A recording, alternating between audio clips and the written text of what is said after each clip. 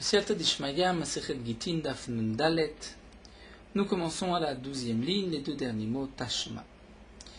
À la suite de ce que nous avons vu dans la marloquette de Rabbi Meir et Rabbi Yehuda, l'Agma nous avait rapporté que d'après Rabbi Meir, lorsque nous avons une halakha qui est Midera Banan, les Chachamim ont voulu renforcer cette interdiction Midera Banan. Si un homme la transgresse, il peut y avoir même un knas beshogeg, même si ça a été fait involontairement. Comme par exemple, dans le din de Metame, si un homme rend impur la récolte de son prochain, la terouma de son prochain, ou il mélange de la terouma avec du khoulin, et il cause un dommage à son prochain, Minatora ezek shinonika loshme ezek, ce n'est pas un dégât, donc il n'y a pas d'interdiction, puisque c'est midera banan, les chamim ont interdit, ont même imposé un knas, une amende. Tu l'as fait exprès, tu devras payer. Même beshogeg, tu devras aussi payer. On a fait un knas shogeg à tout mésid. Alors que pour des halachot, des transgressions qui sont minatora, étant donné que l'interdiction est tellement grave, Rabbi Meir pense qu'il n'est pas nécessaire de faire un knas shogeg à cause de mésid. Comme par exemple, nous avons vu celui qui transgresse Shabbat, involontairement, il pourra manger ce qu'il a cuisiné. Shabbat, on ne fait pas de knas shogeg à cause de mésid, même si mésid, on va lui interdire de manger ce qu'il a cuisiné Shabbat. Rabbi Yehuda, nous avons vu, pense le contraire. Que lorsque la transgression est minatora, donc c'est une transgression qui est très grave, on va faire un knas même shogeg. Lorsque l'interdiction n'est que midira banan, on ne va pas faire de knas beshogeg, seulement mésid. Donc là, la Gemara va nous apporter une preuve. Nous allons voir le contraire, que d'après Rabbi Meir, Bedera Banan, il n'y a pas de knas de shogeg. Nous avons dit, d'après Rabbi Meir, lorsque la transgression est d'une halakha midera banan, les chamim ont voulu renforcer l'interdiction et donc on fait un knas ben beshogeg. Est-ce que c'est le din? D'après Rabbi Meir, si nous allons voir avec une autre preuve que la Gemara rapporte, Tashma, Achal teruma temea, un homme qui a mangé de la teruma impure. Nous connaissons le din de celui qui mange de la terouma. Celui qui mange de la terouma doit rembourser cette terouma. Il ne donnera pas d'argent, mais il va donner des choulines. Donc il a mangé par exemple du raisin de terouma, sans faire exprès, il ramènera du raisin choulin, et ce raisin redeviendra automatiquement de la terouma. Bien sûr, un Israël a l'interdiction de manger de la terouma. Israël qui mange de la terouma est chayav mita, mita bidei shamayim. Lorsque la terouma est impure, même le Kohen a l'interdiction de consommer la terouma. Aussi, c'est un chiyuv mita. Et là, nous avons un homme qui a mangé de la terouma involontairement et de la terouma impure. Quel est le din? Meshalem choulin teorim. Il payera en donnant des choulin, donc une récolte choulin sur laquelle on a déjà prélevé la terouma, qui est choulin, qui est profane, mais théorim. Le raisin, par exemple, s'il a mangé du raisin tamé, de terouma, il doit rendre du raisin choulin pur tahor. Shilem choulin tmehim. Mais si il a rendu des choulin impurs. Donc généralement on doit rembourser avec des choulin tehorim, comme l'explique Rashi, afin que ces choulin, par exemple ce raisin, redevienne de la terouma. Mais non sur quelque chose qui peut de revenir de la terouma, donc non pas de l'argent, mais ce qu'il a mangé, du raisin. Mais lorsqu'il a remboursé, il a donné des choulin tmeim impurs. Quel est le din maou? Hamar sumchus mishum Rabbi Meir. Sumchus dit au nom de Rabbi Meir, beshogeg, si c'était involontaire. C'est-à-dire si il ne savait pas que c'était impur, il a rendu ce raisin impur, tashlumav tashlumim, ce qu'il a rendu est rendu. Bemezid, c'était volontaire, il a voulu rendre quelque chose d'impur, se débarrasser de ce qui était impur, en tashlumav tashlumim, ce qu'il a remboursé n'est pas remboursé. D'après les Chachamim, que ce soit Beshog Mezid, ce qu'il a donné, mais Choser ou Meshalem Choulin Teorim, il devra rendre aussi à part des choulines purs pour qu'il n'ait pas à se dire gagné d'avoir rendu des choulines impurs. Vavinanba, donc avant de poser la question, nous rapporte que nous avons eu une question sur ce que nous avons étudié, Bemezid, Amaim, Tashumav, Tashlumim. Si cet homme a mangé de la terouma impure, et il va rendre maintenant des choulines impures, volontairement, on va dire que ce n'est pas un remboursement. Pourquoi après tout? Amaim, Tashlumim, Tavoalav Bracha, au contraire, il mérite la bénédiction. Il a mangé de la terouma impure, qui ne pouvait pas être mangé par le Kohen, puisqu'un Kohen, même lorsque lui est impur, il ne pourra pas manger de la terouma impure, il y a un chiyuv mita. Et là, il va donner au Kohen des choulin, donc des aliments profanes, impurs, que le Kohen pourra manger lorsque le Kohen est impur. Ça arrive, le Kohen est impur, il doit aussi manger des aliments qui seront même impurs, si ce n'est pas de la terouma. Donc pourquoi on va dire Kohen tashumav tashlumim? Il a mangé, il a mangé ce que le Kohen ne pouvait pas lui manger lorsqu'il était impur, c'est-à-dire de la terouma impure, personne ne peut en manger. Ce Israël lui donne des choulim tmeim que le Kohen pourra manger lorsque le Kohen sera impur. Donc au contraire, il mérite la bénédiction. Pourquoi on dit que en tashumav tashlumim? V'amar Rava, et Rava nous dit, v'amre la kedi, d'après certains, c'est un talmid chacham qui s'appelait kedi, qui dit chasura mersera. Il manque dans la braïta quelques lignes, il faut dire ainsi, vachi katane. Donc avant de poser la question, on va d'abord expliquer bien la braïta. On va rajouter, on va dire ainsi, achal terumat mea, lorsqu'un homme a mangé de la terouma impure, meshalem kol deu, il devra rembourser kol deu, c'est-à-dire toute chose, n'importe quoi. Achal terumat tehora, mais si il a mangé de la terouma tehora qui est pure, meshalem chulim tehorim, il devra rembourser des choulin, des aliments profanes, mais théorim, mais purs. Donc il a mangé de la terouma du raisin pur, il doit rembourser des choulin théorim. Donc la terouma tmea, nous avons vu, comme on l'a dit, qu'il peut rembourser ce qu'il veut, étant donné que de toutes les manières, il va rendre quelque chose au Kohen que ce que le Kohen pourra manger lorsque le Kohen sera impur. Donc il peut même rendre des choulin tmeim, comme l'explique Rashi ailleurs. Lorsqu'il a mangé de la terouma tehora, donc de la terouma pure, et qu'il doit rembourser, il remboursera des choulim théorim afin que ces choulim deviennent à leur tour de la terouma. Lorsqu'il a remboursé par des choulim tmeim maou, quel est le din? Donc là nous avons sumchus au même mishum Rabbi Meir, sumchus dit au nom de Rabbi Meir, beshogeg tashumav tashlumim, si c'était involontaire, il ne savait pas que c'était impur. Donc ce qu'il a remboursé, bemezid, en tashmozum. Si c'était volontaire, tashlumim ne sont pas des tashlumim. Chachamim omrim,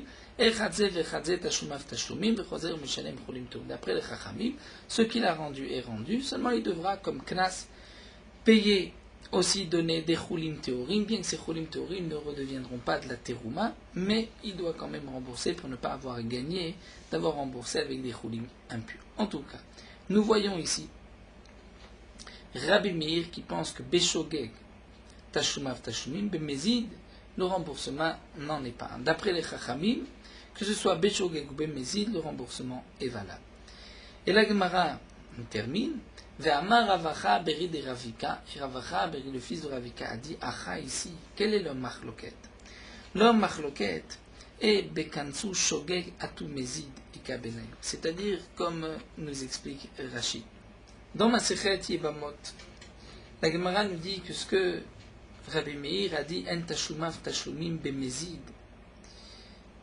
c'est-à-dire il n'a pas remboursé, c'est-à-dire qu'il n'est pas entièrement quitte par ce qu'il a donné, et il doit aussi donner des choulim théorim comme les chachamim. Non pas que ce qu'il a donné ne sera pas donné au Kohen, le Kohen pourra garder, mais malgré tout il devra donner à part des choulim théorim comme les chachamim.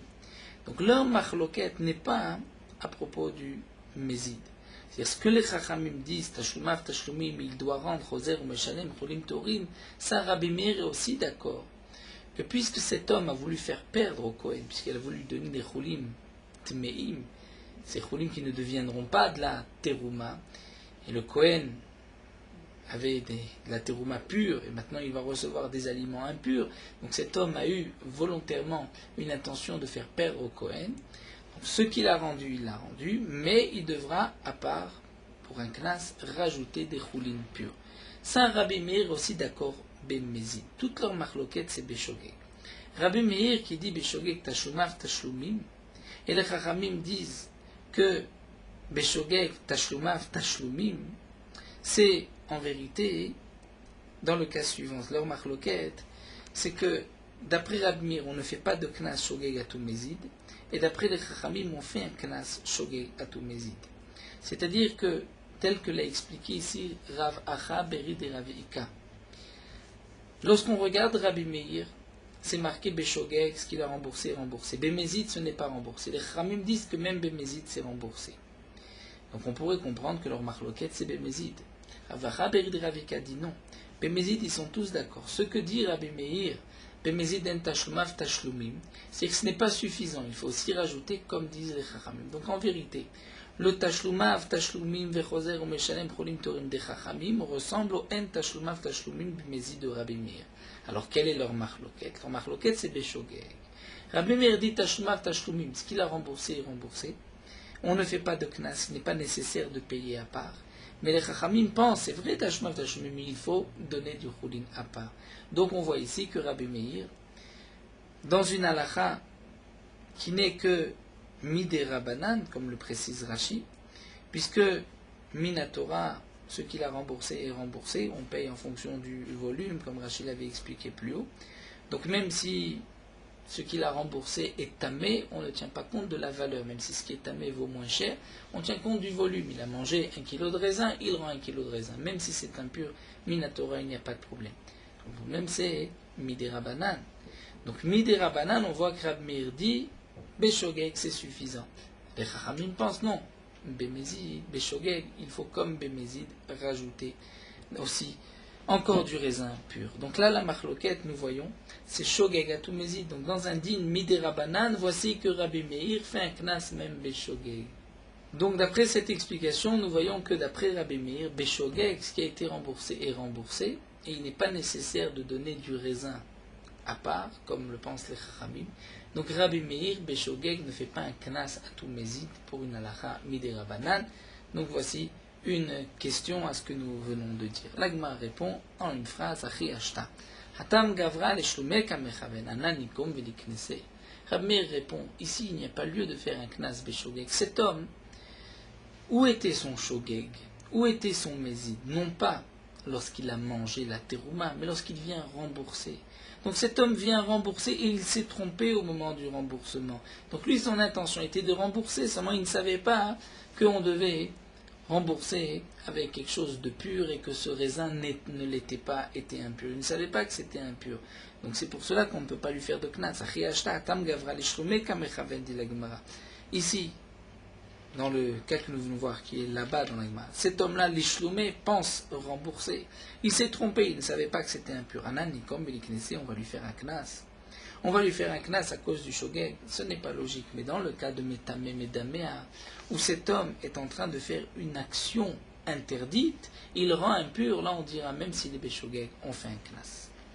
La Gemara continue Tashma avec une autre preuve. Dam Shinitma. Là aussi, nous allons rentrer dans une nouvelle soubia. Une soubia qui touche les korbanot, Masechet Zvachim, le sang qui est impur. Le sang d'un korban. Lorsqu'on sacrifie un korban, on va égorger le korban, récupérer le sang et asperger le sang sur le misbéach.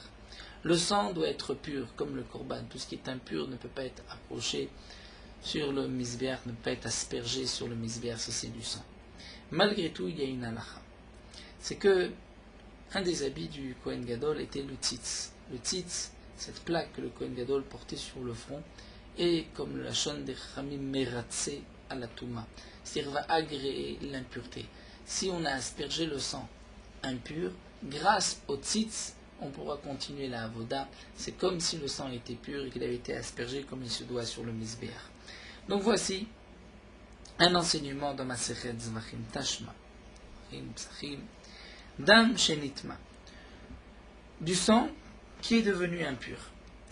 Prenons le cas, le sang a été récupéré, ensuite un Kohen impur qui a touché un reptile mort a touché le sang. Vezarko. Et on a aspergé le sang. Beshogeg, si c'était involontaire, le Kohen l'a fait involontairement. Urtza, le korban a été agréé, c'est kasher. Et on pourra manger la viande. Bémézid, c'était volontaire. L'urtza, le korban n'a pas été agréé, on ne pourra pas manger la viande. Malgré tout, nous dit Rashi, on ne pourra pas manger la viande, mais les propriétaires ont reçu leur kapara. Donc ici, asperger le sang alors qu'il est impur, c'est un issour qui est midera banan, puisque minatora, nous dit Rashi, comme il y a le tzitz, on pourrait asperger les chatrila. Voici un issour midera banan.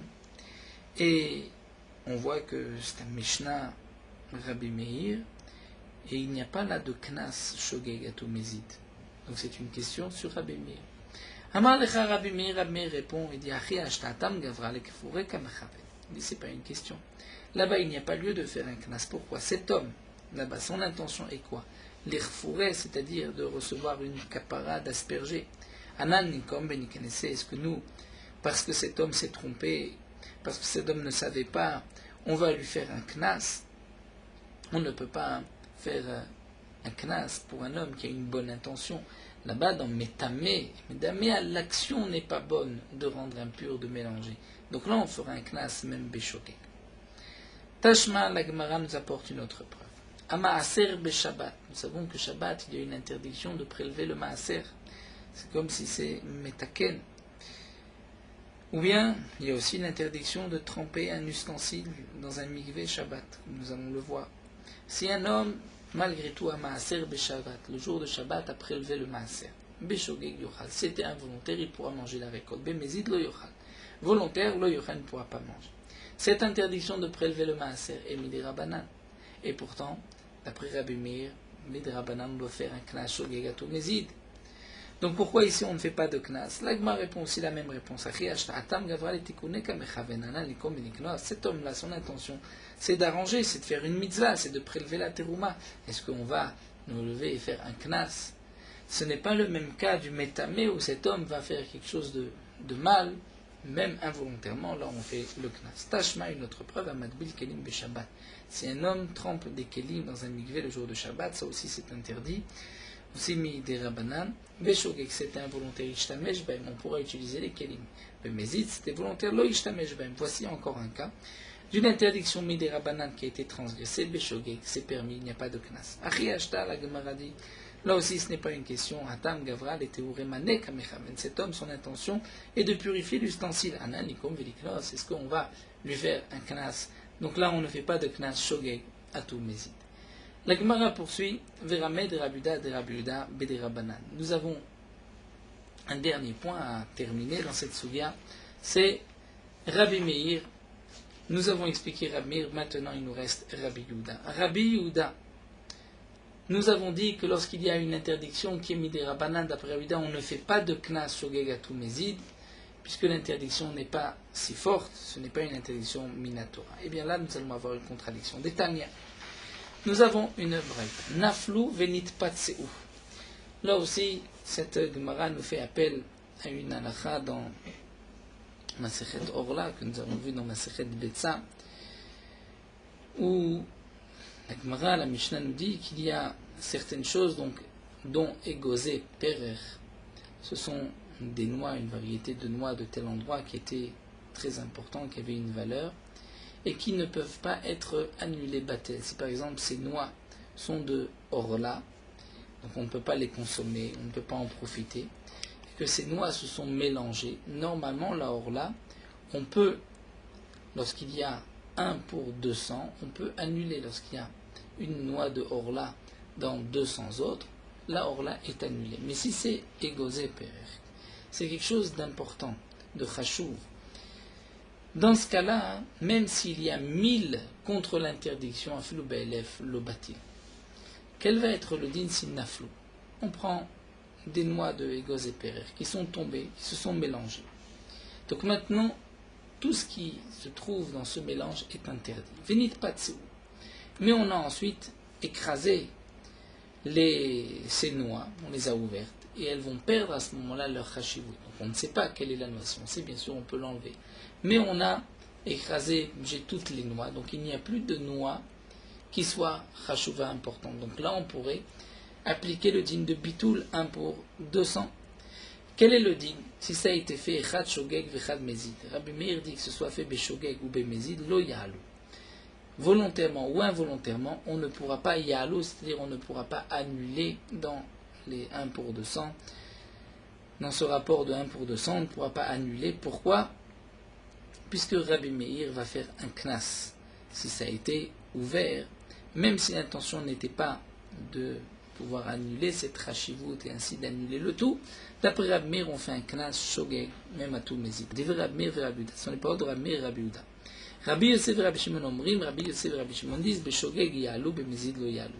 Si c'était involontaire ya'alou, donc là on pourra dire, bon, il n'y a plus de égozéper, maintenant il n'y a plus de chashivou, donc tout s'annule, même si les égozéper sont là, mais une fois qu'elles sont écrasées, il n'y a plus de chashivou, ça s'annule. Bemezid lo ya'alou. En tout cas, nous voyons ici que cette halakha de bitoul n'est que midé rabanan. Puisque nous dit l'agma va achad et midoraita chad betre batel, minatora, 1 dans 2 et batel.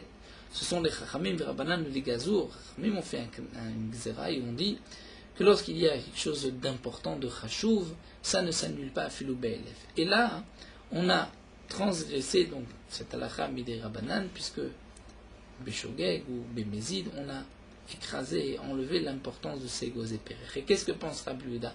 Echad shogeg vechad mezid lo yalou, donc il a fait un knas, même beshogeg. Donc voici une halakha midé rabanan, ve rabanan, comme dit la Gemara, on voit que ce n'est que midé rabanan, et pourtant ve kakanis, et Rabbi Yehuda, kakanis Rabbi Yehuda fait un knas. Donc voici une contradiction avec ce que nous avons vu. La Gemara répond, ce n'est pas une contradiction. Atam, hainu tamad Rabbi Yehuda mishum da'ate l'irumi. Là-bas, la raison de Rabbi Yehuda, c'est qu'on craint que cet homme va faire une harama, c'est-à-dire une ruse. Il va peut-être vouloir tout écraser pour ne pas perdre toutes ses égosines. Et ensuite, il va dire, ah, mais j'étais shogeg, c'était sans faire exprès. Il va dire, mon intention n'était pas de tout être mevatel. Donc, à cause de cela, Rabbi Yehuda, là-bas particulièrement, va faire un knas shogeg à tout mezid, mais ailleurs, il n'y a pas de knas.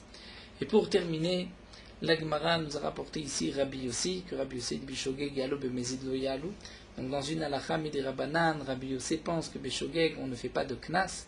Et là nous allons objecter Ramed Rabbi Yossi et Rabbi Yossi ditnan. C'est marqué Netia shel orla, un plan de orla dans les 3 premières années, Michel Kila Kerem, ou d'un mélange au milieu des vignes. Donc il y a un kilaïm, un mélange de 2 espèces au milieu de vignes, Shnit arvu benetiot acherot, qui ont été mélangés avec d'autres plants. Et donc là, nous ne savons pas où se trouvent donc les fruits de Orla, où se trouvent les fruits de Kila Kerem. Arezé lo yelaket, il ne faut pas ramasser.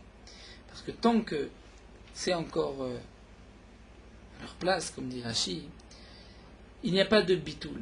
Donc dès qu'on va ramasser les fruits, c'est là que les fruits vont s'annuler pour une mesure de 1 pour 200, puisque c'est ici Orla et Kila Kerem. Donc si on va ramasser le col de Orla ou la vigne, le raisin, il va y avoir automatiquement un bitoul. Donc on ne peut pas loyer la quête, puisqu'il y a une netia interdite qui interdit le tout. Qui interdit le tout parce que si on ramasse, on fait un bitoul, et comme nous n'avons pas le droit d'annuler les khatrila, donc on ne peut pas ramasser. On ne peut pas ramasser, on doit laisser, donc tout est interdit. Vim diket, si malgré tout on a transgressé et on a ramassé avec une intention de bien sûr d'annuler, là c'est le méside. Mais si il me dit quête, involontairement, il y a loup bechad ou mataim, eh bien on pourra dire que ça s'annule lorsqu'il y a 1 pour 200, bilvat shutkaven la quête, à la condition qu'il n'ait pas l'intention donc d'annuler volontairement. Et Rabbi Yossi dit, afamit kaven la quête, il y a loup bechad ou mataim. Rabbi Yossi dit que même lorsqu'il y a une kavana volontaire, on pourra être malé bechad ou mataim. Donc là, nous avons une contradiction, puisque Rabbi Yossi plus a dit que Beshogeg yalou bemezid lo yalou. Là, on voit que même bemezid, même volontairement, on pourra annuler. L'Agma répond à Itmar Allah, il n'y a pas de question ici sur Rabbi Yossi. Pourquoi? Nous avons déjà dit là-dessus, Amar Ava Chazaka en Adam Oseret Karmo Beneti Achad. Nous avons une Chazaka, nous sommes sûrs qu'un homme ne va pas planter un plant de Orla parmi d'autres sans mettre de siman et ainsi interdire tout son kérem à cause d'un seul plant. Et donc, puisque personne ne va agir ainsi, lorsque nous avons un cas où il y a un plan de Orla qui n'a pas été désigné, il n'y a pas eu de signe, c'est un cas d'Eloshriach qui n'est pas courant. Dans un cas d'Eloshriach, les Chachamim ne font pas de Chumra.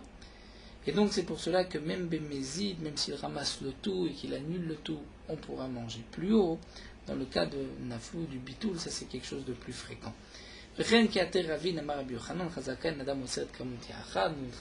homme ne va pas interdire tout son verger pour un seul plant. Généralement, lorsqu'il va planter au milieu d'un verger un arbre, pour ne pas se tromper avec l'interdiction de Orla, il va faire un signe. Donc c'est un cas, comme dit l'Agma, de l'Oshriar, et il n'y a pas lieu de faire donc un knas Même Bémézid, volontairement dans cette halakha, Midirabanan, Rabbi Yossé ne fait pas de knas. Donc là, la Gemara a terminé cette longue sugia entre Rabbi Meir, essentiellement, et Rabbi Yehuda.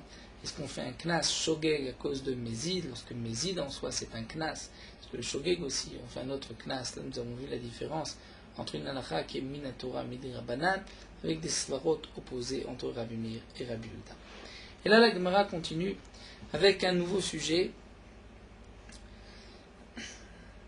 toujours bien sûr dans les mêmes dinim de Zeksh Nekam, avec le din des Kohanim chez Piglou Bamikdash. Un Kohen qui a rendu le korban Pigoul. Quel est le din de Pigoul? Dans un korban, il y avait 4 avodotes principales qui étaient d'abord d'égorger la bête, de récupérer le sang, d'amener le sang vers le misbéach et d'asperger le sang sur le misbéach. Une fois qu'on avait aspergé le sang, on avait eu la kapara du korban, et il fallait ensuite brûler les graisses et manger la viande. Tout dépend de korban khatak, korban hacham, korban shlamim, chaque korban selon ses halachot. Lorsque, au moment de la shrita, ou de la kabbalah, ou de la holacha, ou de la zrika, le kohen pense, par exemple au moment de la shrita, si c'est le kohen qui fait la shrita, il pense asperger le sang après le temps limite. Le temps limite, c'est jusqu'à la tombée de la nuit. Le korban n'est pas saoul. Ou si, dans une de ces 4 avodotes, le Kohen pensait, par exemple, égorger ou récupérer le sang, ou avancer la holacha, ou asperger le sang, le Kohen avait l'intention de manger après le temps limite. Bien, le korban est pigoul. Le korban est pigoul, il est pas saoul. Et si un Kohen ou un Israël mange de ce korban, il est chayav karet. Un Kohen qui a rendu un korban pigoul dans le Beth Amikdash, eh bien, Mézidim, si c'était volontaire, Chayavim, il doit rembourser le korban. Alors la Gemara va nous rapporter une braïta, Tanu Rabbanan. Aya aussi imo beta'arot. Un homme, Réhouven, était avec Shimon, il s'occupait des ta'arot de Shimon, donc ta'arot des aliments purs. Ve'amarlo, Réhouven dit à Shimon, tu sais, ta'arot chasit imecha, les ta'arot que j'ai fait avec toi, et je suis toujours en train de faire avec toi des ta'arot, nitmeu, elles sont devenues impures. Voya aussi, Bezvachim était en train de s'occuper avec lui d'un korban. Ve'amarli lui dit Zvachim chasiti mechanit pagelou. Les Zvachim que j'ai fait avec toi, je les ai rendus pigoul. J'ai eu cette mauvaise marchava. Comme par exemple, dans le cas où il était entre la shrita et la zrika, il avait à peine fait la shrita, il dit ah, mais j'ai rendu le korban pigoul. Neeman, on croira celui qui dit ainsi, celui qui dit j'ai rendu impur, ou celui qui dit c'est pigoul. Aval amarlo ta'arot shasiti mecha biyom plonim. Tu sais les ta'arot que j'ai fait il y a X temps avec toi nitmou sont devenus impurs alors. Vezvachim shasiti mecha biyom plonim. C'est le korban que tu m'avais apporté, que tu m'avais demandé d'égorger, de faire pour toi. Il était devenu pigoul, donc pas saoul tel jour. Eloneman, il n'est pas cru. Maïchna recha, maïchna sefa. Quelle est la différence entre le premier et le deuxième cas, la recha et la sefa? Amar Abaye.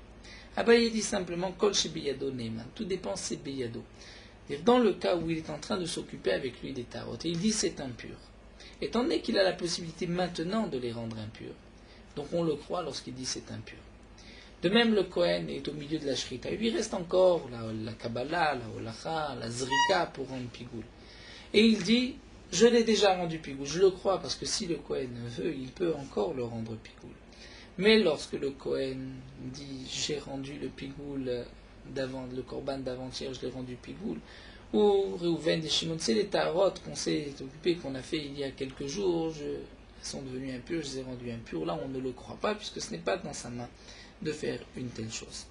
Mais Rava Amar, Rava dit non. Rava dit, Kegon de Ashkeche velo Amar. La différence entre la Recha et la Sefa, c'est est-ce qu'il l'a rencontré entre-temps. Dans la Recha, on parle que même s'il n'est pas encore occupé au Taharot, même s'il a terminé la Avoda, mais dès qu'il le rencontre, il lui dit, tu sais, les Taharot qu'on a fait ensemble sont impurs. Le Korban que tu m'as donné, il est pigoul. Là, on le croit. Mais lorsqu'il y a eu un temps, il l'a rencontré entre-temps. Voulant Amarle, mais il ne lui a rien dit. Ensuite, Vatarachi, ensuite, plus tard, Ashkechi, il trouve Amarle, il lui dit, tu sais, c'était impur. Là, on ne le croit pas, étant donné que ce n'était pas sur le moment, puisqu'il n'avait rien dit la première fois, on ne le croit pas par la suite. La Gemara nous rapporte plusieurs cas, plusieurs anecdotes. Aoudé Amarle le Chavri, un homme a dit à son prochain, Taharot Chassiti Mecha Biyom Pluni, tu sais, les Taharot, aliments purs que j'avais fait avec toi tel jour, nitmeu sont devenus impurs. Atel Kamed Rabbi Ami s'est présenté devant Rabbi Ami, à Marley, il lui a dit, est-ce qu'on le croit ou pas? Shurat Adin répond Rabbi Ami, Enoneman, on ne le croit pas. Pourquoi on ne le croit pas? Là, la est qu'on ne doit pas le croire, étant donné que ce n'est pas sur le moment, il n'a pas les ta'arot chez lui, donc il ne peut plus les rendre impurs, ce n'est pas Beyado. Amar lefanav Rabbi Assi, mais Rabbi Assi lui dit, Rabbi Ata Merken, tu dis ainsi, qu'il n'est pas Neeman. Après Amar Rabbi Yochanan Mishum Rabbi Yossé, Rabbi Yochanan dit au nom de Rabbi Yossé, Maesesha Torah Minato, que puis-je faire, puisque la Torah lui a fait confiance. La Torah dit que lorsqu'un homme dit, même plus tard, j'ai rendu pigou, j'ai rendu tamé, on le croit. Donc, Rabbi Yochanan a dit, qu'est-ce que je peux faire? La Torah a été ma'amid. Donc là, Ravasi s'étonne, demande à Rabbi Ami, mais Rabbi Yochanan a dit qu'on le croit. Et Echan et Minato, où est-ce qu'on a vu que la Torah fait confiance à celui qui dit ainsi même plusieurs jours après? Hamar Rabbi Tzrak bar Bisna du Kohen Gadol Biyom HaKippurim. Le Kohen Gadol Biyom HaKippurim rentrait dans le Kodesh HaKodashim et il se trouvait tout seul. Et à ce moment-là, au Kodesh HaKodashim, dans le Ohel Moed, et il a peut-être rendu pigoul, puisqu'il devait là-bas asperger le sang des korbanot.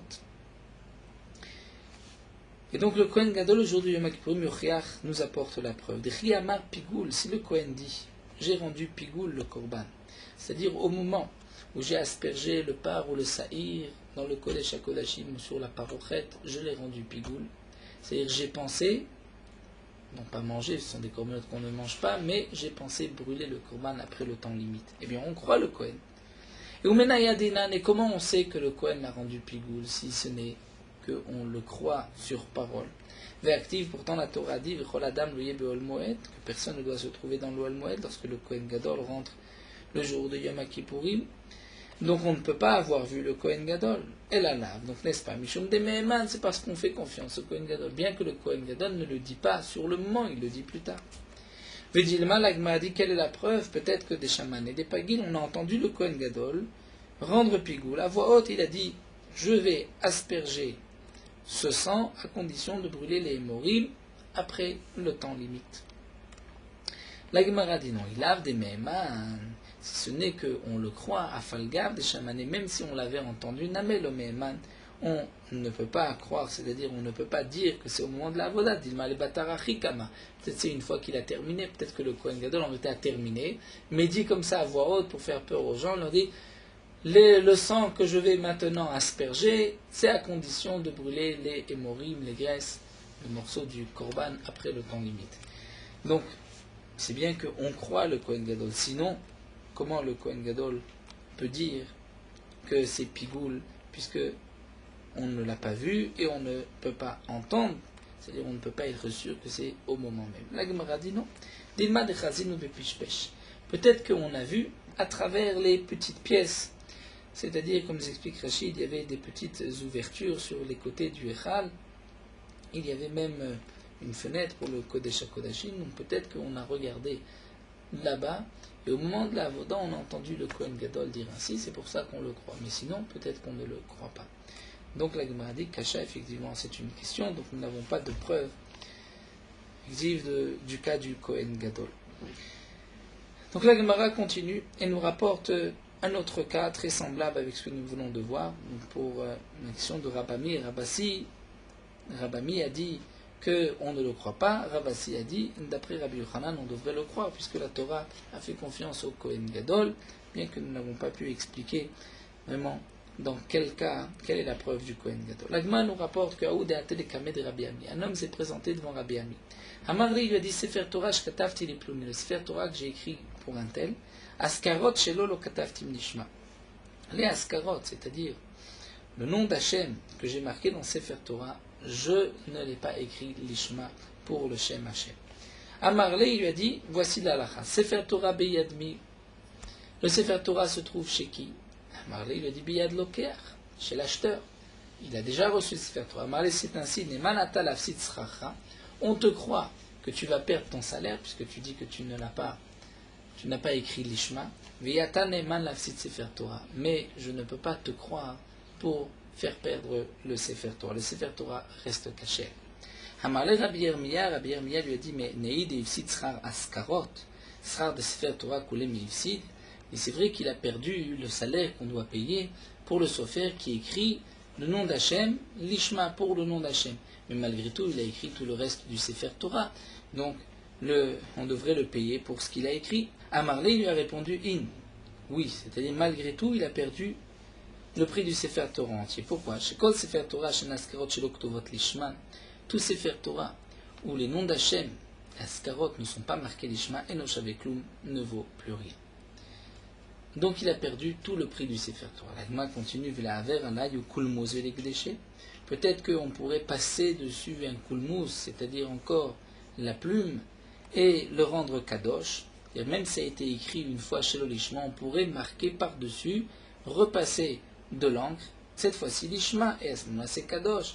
Il n'a pas perdu tout le prix du Sefer Torah. On lui fait perdre juste, parce qu'on doit payer maintenant un sofer qui va réécrire l'Ishma. Keman. Donc, comme qui nous dit l'Agma, si on ne peut pas repasser le kulmous, on dit qu'il a tout perdu. Nimadlo Rabuda, on n'a qu'à dire que ce n'est pas d'après Rabuda, d'Etnan. Comme nous avons enseigné, nous avons vu plus haut, si un homme devait écrire le nom d'Hachem. Et le sofer s'est trompé. Il s'est dit dans sa tête, je dois écrire le nom Yehuda. Donc, il n'a pas été Mekadesh, ni le Yud, ni le He, ni le Vav. Mais le sofer, en plus, Ta'a veloitil bodalet. Il s'est trompé, il n'a pas mis le dalet que lui pensait qu'il devait écrire Yehuda, et donc en fin de compte il s'est retrouvé avec Yudke Vavke. Mais il ne l'a pas écrit l'Ishma. Que doit-il faire? Ma'avir alaf kulmus. Mais Kachot d'après Rabuda, il repasse par-dessus avec de l'encre et il est Mekadesh. Les Chachamim disent non, le Shem n'est pas Minamufra, ce n'est pas ainsi qu'on écrit le nom d'Akadosh Baruch Hu. Donc si tu dis qu'il a perdu tout le prix du Sefer Torah, c'est qu'on pense comme les Chachamim et pas comme Rabbi Yehuda. L'Agma répond non. Même d'après Rabbi Yehuda, Adkan ou Kama Rabbi Yehuda, il a bechadas kara. Quand est-ce que Rabbi Yehuda a dit qu'on peut repasser avec un kulmous? C'est lorsque seulement il y a un seul nom d'Hachem qui a été écrit chez l'Olishma. Aval des coulées Sefer Torah, mais c'est tout le Sefer Torah. Non, mais Mishum de Merzek Menuma, puisque ceci paraît être comme un Sefer Torah Menuma, c'est-à-dire avec des tâches, puisque à chaque endroit, chaque Shem, il faut repasser l'Ishma. L'Agma nous raconte une autre histoire. Ahou Deate, le Kameh de Rabbi Avaou, un homme s'est présenté, un sofer s'est présenté devant Rabbi Avaou, à Marley, il lui a dit Sefer Torah, shketavti les plouni, le Sefer Torah que j'ai écrit à un tel, Gvilim, Shelo, les parchemins, Lo Ivadetim Nishman, je ne les ai pas travaillés, les chemins. À Marley, il lui a dit Sefer Torah Beyadmi, le Sefer Torah est dans les mains de qui? À Marley, il lui a dit Beyad Loker, chez l'acheteur. À Marley, il lui a dit Eh bien, Mitor, Shatan et Eman, la Psit Sracha, puisqu'on va te croire que tu vas perdre le prix, ton sachar, ton salaire, Atan Eman, le'afsit Sefer Torah. On te croit aussi pour dire que le Sefer Torah est pas soul. La Gemara s'étonne, mais quelle est la différence avec ce que nous venons de voir de Rabbi Ami? Rabbi Ami n'a pas dit, puisque tu vas perdre ton salaire, donc on va rendre aussi le Sefer Torah pas soul. Il a dit que non, le Sefer Torah reste kasher. Maïshena midi Rabbi Ami, la Rabbi Gemara répond, Ata mikal ememar ta'eb de Rabbi Irmia. Dire là-bas, on peut dire que le sofer s'est trompé. S'est trompé parce qu'il pensait qu'on pouvait faire comme l'a dit ici Rabbi Irmia, comme Rabbi Irmia a proposé. C'est-à-dire, nous explique Rashi. Là-bas, on peut dire que le sofer, en vérité, est un menteur. Il ment. Il ment et son intention est juste d'embêter l'acheteur. Et il se dit que de toutes les manières, je ne vais perdre que une partie du salaire. Je vais perdre le prix d'écrire les lettres avec le nom d'Hachem, puisqu'il pensait, comme la question de Rabbi Irmia, que tu ne lui fais pas perdre tout le Sefer Torah, mais juste ce qu'on donne à un sofer pour écrire le nom d'Hachem Bigdusha, puisque ce n'est que quelques mots dans tout un Sefer Torah. Donc cet homme-là, on peut dire que même lorsqu'il a dit « je n'ai pas écrit l'Ishma », il ne pensait pas en vérité perdre tout son salaire, il ne pensait perdre qu'une petite partie. Et il était prêt à perdre une petite partie juste pour embêter l'acheteur, pour lui dire si le Sefer Torah est pas soul. Donc c'est pour cela que je ne le crois pas. Mais ici, puisque là il va perdre tout le salaire du Sefer Torah, je suis sûr que ce qu'il dit c'est vrai. Il vient dire c'est pas soul, je n'ai pas travaillé le parchemin, l'ishma, donc Imur Kushta Kamar, là je vais dire que ce qu'il a dit c'est vrai, sinon il ne viendrait pas juste pour embêter son prochain, perdre tout le salaire du Sefer Torah, et donc c'est pour cela que je le crois, et je vais dire, puisqu'il perd son salaire, il peut rendre aussi pas soul le Sefer Torah. Alors nous allons nous arrêter ici à la Mishnah et de Rabbi Yochanan. Mot halacha daf nun dalet, à la tfila de Moussaf, du dernier Yom Tov de Sukkot, on commence à dire dans la deuxième bracha de la Hamida, à Tagibor, on commencera à dire Mashiv Aruach Morid HaGeshem. Et on s'arrêtera de dire Mashiv Aruach Morid HaGeshem à la tfila de Moussaf du premier Yom Tov de Pessah.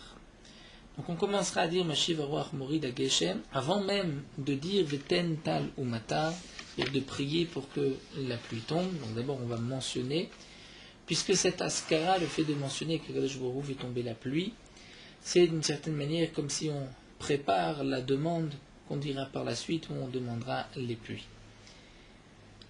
La raison que les Chachamim ont fixé de mentionner les pluies dans la deuxième bénédiction, c'est parce que dans la deuxième bénédiction, il y a la résurrection des morts, et les pluies sont la vie pour le monde comme la résurrection des morts. Nous avons l'interdiction de mentionner Mashiv Aruach Morid HaGeshem tant que l'officiant, le Shliach Tzibur, ne l'a pas encore proclamé. Donc avant la tfila de Moussaf, après avoir ramené les Sifrei Torah au Hichal, on a l'habitude donc de dire un Chatzi Kaddish, un demi-Kaddish avant la tfila de la Hamida, et on va proclamer Mashiv Aruach Morid HaGeshem. On a aussi l'habitude de dire une certaine tfila HaGeshem, où il y a des piyutim, puisque c'est aussi des louanges à Kadosh Baruch Hu qui fait souffler le vent et qui fait tomber la pluie. Il y a là plusieurs aussi minagim, certains ont l'habitude, ou en Eretz Israël chez les Sfaradim, de dire le tikkun à Geshem avant de ramener le Sefer Torah et avant même de dire le Kaddish. Les malades et les personnes âgées qui ne peuvent pas venir prier dans la synagogue et qui vont prier tout seuls vont attendre de prier le Moussaf jusqu'au moment où ils vont évaluer que le Shliach Tzibur a déjà proclamé Mashiv Aruach Morid HaGeshem à la synagogue. Et ensuite, ils pourront prier et dire Morid HaGeshem dans leur tfila. De même, celui qui a tardé à arriver à la synagogue, après qu'on ait proclamé Mashiv Aruach Morid HaGeshem, même s'il n'a pas entendu qu'on l'a proclamé, il pourra dire Mashiv Aruach Morid HaGeshem. En été, on ne mentionne pas les pluies, et celui qui mentionne les pluies en été doit reprendre cette tfila, puisque dans la période de l'été, les pluies sont dures, sont mauvaises pour le monde, et on a l'habitude de dire en été Morid Atal à la place de Mashiv Aruach ou Morid HaGeshem, Morid Atal à Kadosh Baruch Hu qui fait tomber la rosée.